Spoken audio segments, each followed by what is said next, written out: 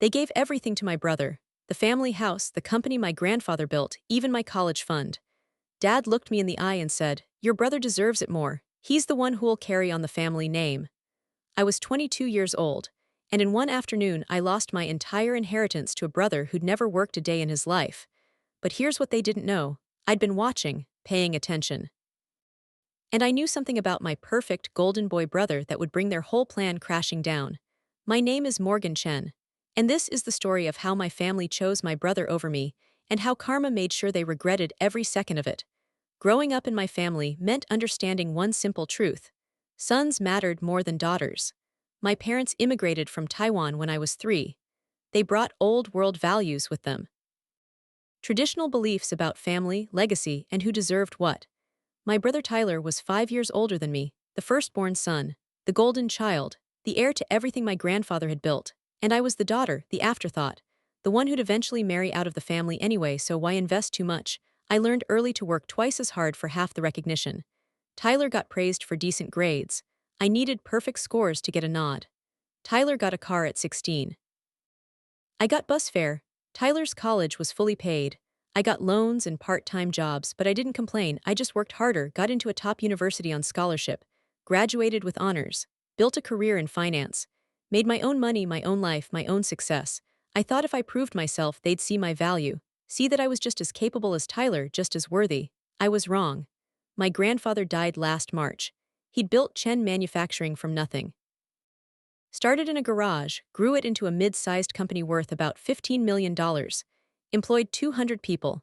Solid reputation, steady profits. Grandpa had always been more progressive than my parents. He'd encouraged my education, praised my achievements. I thought maybe, just maybe, he'd recognize that in his will. The reading was on a Tuesday. The whole family gathered at the lawyer's office. Mom, Dad, Tyler, me, a few aunts and uncles. The lawyer read through the document. Small bequests to extended family, charity donations, then the big stuff. To my grandson Tyler Chen, I leave controlling interest in Chen Manufacturing, 60% of company shares to be transferred upon completion of appropriate training and certification. Tyler smiled. Dad beamed with pride. Mom dabbed her eyes with a tissue. To my granddaughter Morgan Chen, I leave my personal library and my jade collection, valued at approximately $50,000. My heart sank. Books in jade. Beautiful, meaningful, but not the company, not an equal share, not recognition that I was just as much his grandchild as Tyler, but there was more.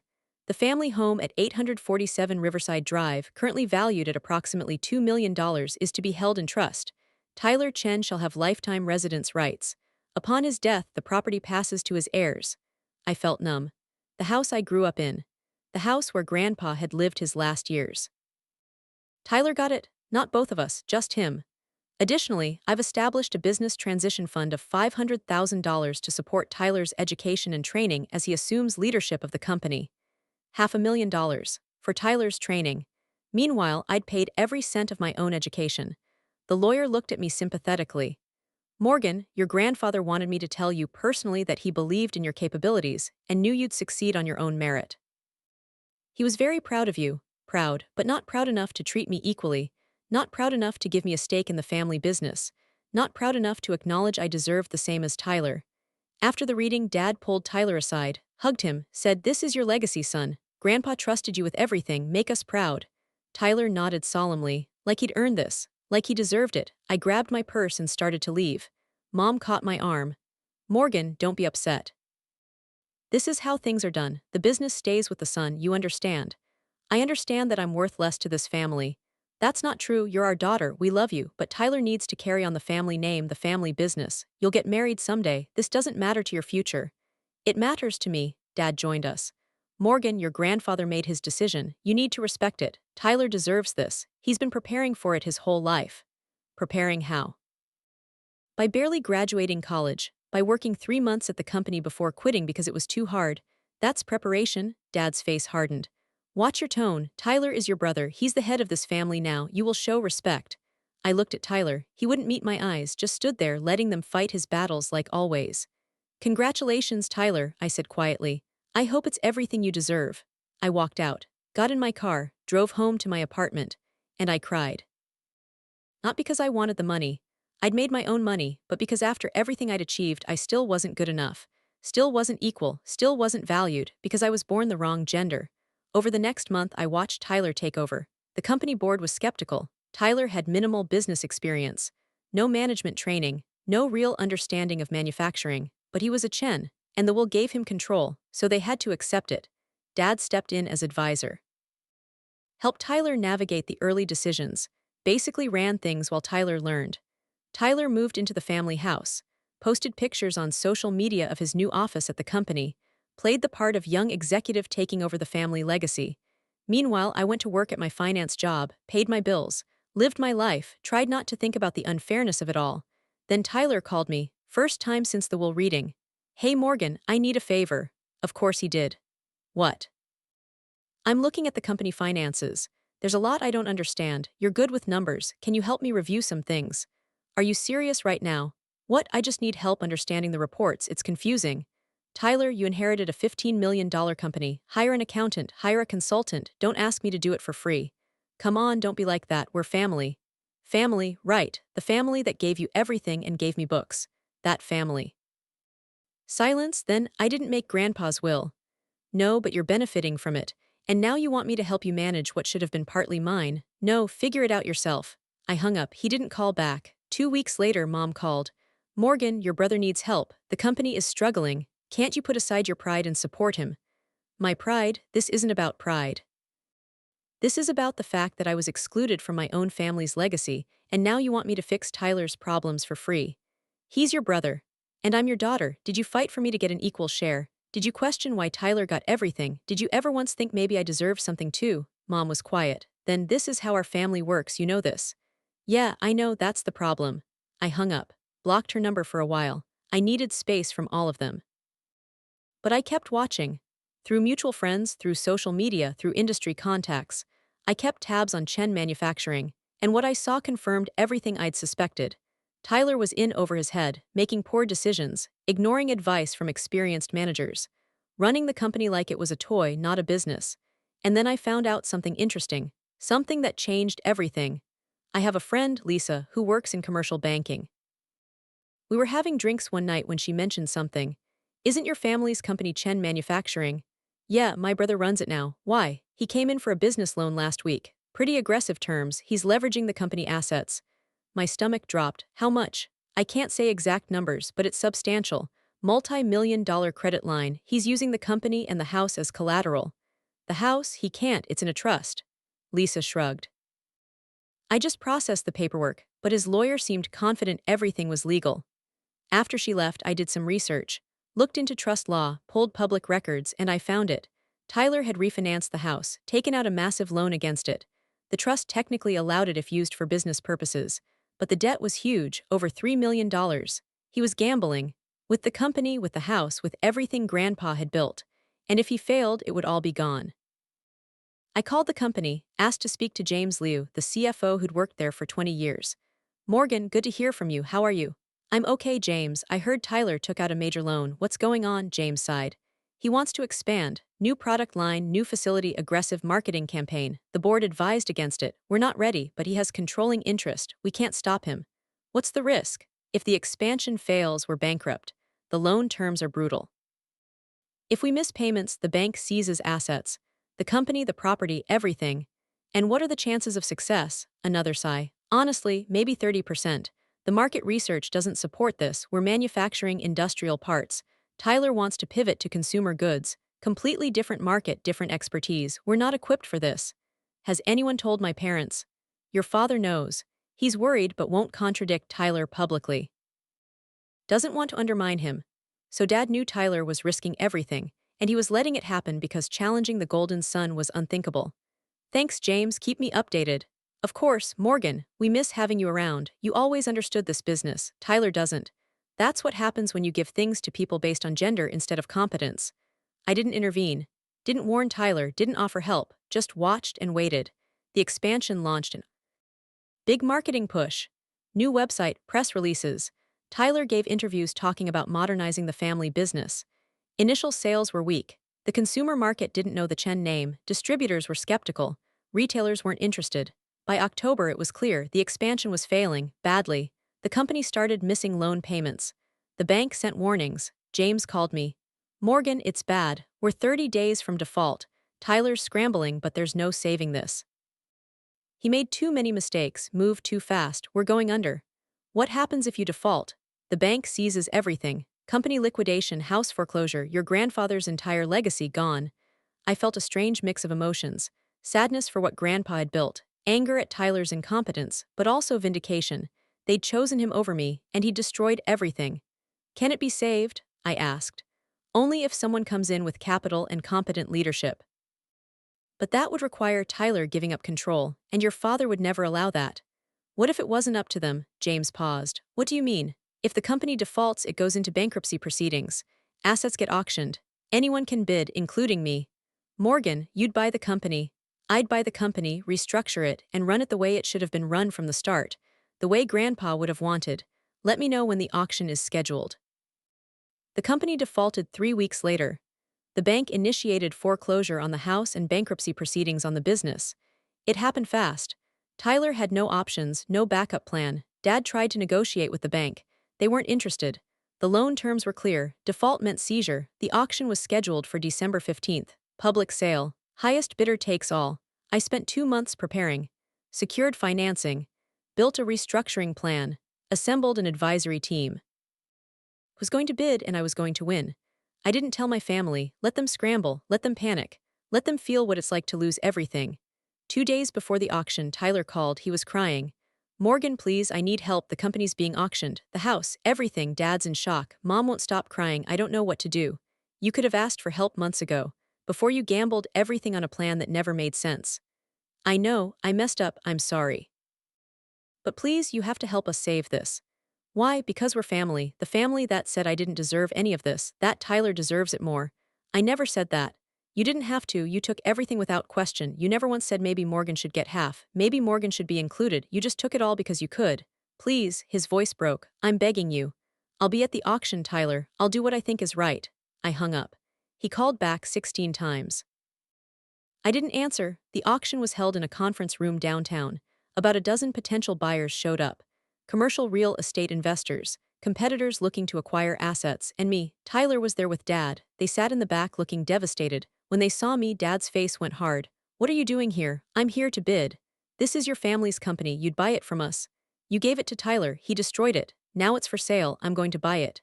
You're punishing us. Punishing your brother for getting what he was entitled to. No, I'm buying a company that should have been partly mine in the first place. The fact that it's available because Tyler was incompetent is just karma. The auctioneer started. Opening bid was set at $8 million below market value because of the company's financial distress. 2 investors bid immediately. Back and forth, small increments. Got up to $9 million. I waited. Let them tire themselves out. At $9.5 million, one investor dropped out. The other looked uncertain. $10 million, I said clearly. Everyone turned. The other investor shook his head, too rich for him. Any other bids? The auctioneer asked. Silence. I looked at Tyler. He was staring at me with devastation in his eyes. Dad's jaw was clenched, face red. Sold to bidder 7 for $10 million. Just like that, I own Chen Manufacturing. The company, the assets, the intellectual property, everything. The house was auctioned separately. I bid on that too. Got it for $2.2 million, under market because of the foreclosure stigma. In one afternoon, I bought everything Tyler had inherited. Everything that was supposed to be his legacy, and I didn't feel guilty, not even a little bit. After the auction, Dad confronted me in the parking lot. How could you do this, to your own brother, to your family? I did exactly what Tyler did. I took an opportunity I was qualified for. The only difference is I'm actually capable of running this company. You're destroying us. No, Tyler destroyed it, I'm rebuilding it, there's a difference. Mom was crying in the car, Tyler just looked broken. Part of me felt bad for him. He'd been set up to fail. Given responsibility he wasn't ready for because tradition said the son inherits everything. But I'd been denied that same opportunity because tradition said daughters don't matter. So my sympathy only went so far. The house, Dad said. Where is Tyler supposed to live? He's 32, he can find an apartment like I did, like most people do. You're being cruel. I'm being fair. For the first time in this family, someone is being fair. I got in my car and drove away. Left them standing there in the parking lot of their own failure. I spent the next 3 months restructuring Chen Manufacturing. Brought in James Liu as full partner. Promoted competent managers. Shut down Tyler's failed consumer goods division. Returned focus to our core industrial manufacturing. Cut costs, improved efficiency, rebuilt client relationships. Within 6 months, we were profitable again. Within a year, we'd exceeded Grandpa's best numbers. I moved into the family house. It felt strange at first, but I redecorated, made it mine. Turned Grandpa's office into my home office. Kept his pictures on the walls, his books on the shelves. I'd saved his legacy. The legacy Tyler had nearly destroyed. Word spread in the business community. The granddaughter who bought back her family's company. The daughter who proved she was more capable than the chosen son. I got interview requests, speaking invitations. People wanted to know my story. I kept it simple. I love my family, but they made a mistake. They gave everything to someone who wasn't ready. When that failed, I stepped in. Not for revenge, but because I was qualified. And because my grandfather's life work deserved better. My parents didn't speak to me for 8 months, Tyler neither. I was dead to them for buying what they believed was rightfully his, but extended family reached out. Cousins, aunts and uncles, some were supportive. You did the right thing, some were critical, you've destroyed your family. I didn't care anymore.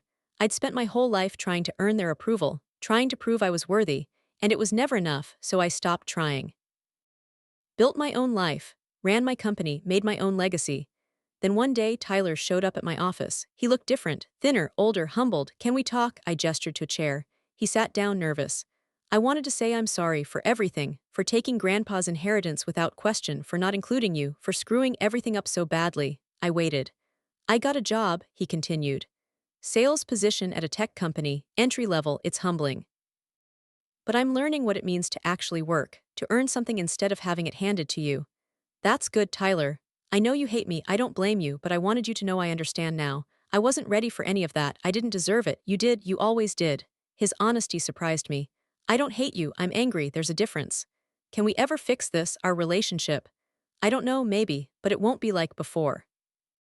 I'm not the little sister who accepts scraps anymore. If we rebuild, it's as equals or not at all." Tyler nodded. "Fair enough." He stood to leave. "For what it's worth, you're doing an amazing job with the company. Grandpa would be proud." "Thanks." After he left, I sat in my office for a long time, staring at Grandpa's picture on my wall. I'd won. Taken back what should have been partially mine from the start. Built something I could be proud of. But it came at a cost. My relationship with my family, fractured maybe permanently. Was it worth it? Honestly, yes, because I'd learned something crucial. Sometimes the only way to get what you deserve is to stop waiting for permission and take it yourself. Mom reached out eventually. Lunch invitation. Neutral restaurant. She looked older, tired. "Your father is proud of you. He won't say it, but I know he is. What you've done with the company is remarkable. He has a funny way of showing pride. He's stubborn, old-fashioned. Sees now what you're capable of, what we should have seen all along." "That's not enough, Mom. Seeing it now doesn't erase the years of being treated like I mattered less. It doesn't undo telling me Tyler deserved everything.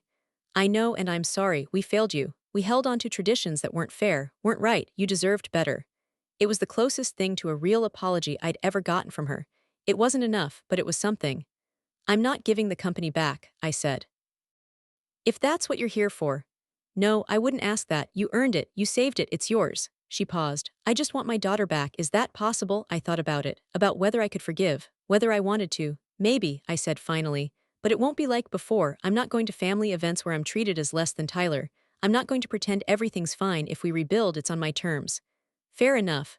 We've had lunch a few times since then. Small steps. Careful conversations. It's not perfect, but it's something. Dad still hasn't called. Too proud, too traditional, too unwilling to admit he was wrong. That's his loss, not mine. Looking back, I don't regret any of it. Not buying the company, not taking the house, not letting Tyler fail, because here's what I learned.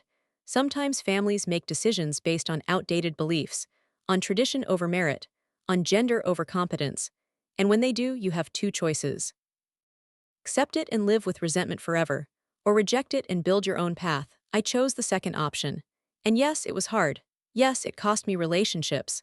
Yes, there were moments I questioned everything. But I'm sitting here now in the office my grandfather built, running the company he created, proving every day that I was always capable of this. That denying me an inheritance wasn't protecting tradition. It was wasting potential.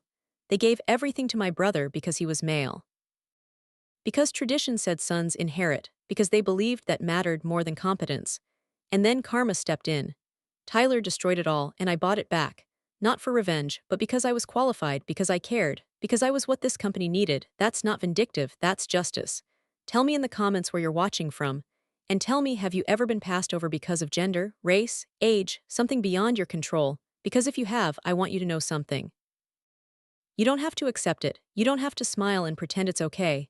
You can fight back, build your own success, prove them wrong. And if opportunity comes to take back what should have been yours, you can take it without guilt. My family said my brother deserved everything, said I didn't matter as much because I was a daughter, said tradition was more important than fairness. They were wrong, and I proved it. This is my story, my company, my legacy, and I built it from the ashes of their mistakes. I don't regret any of it, not for a second.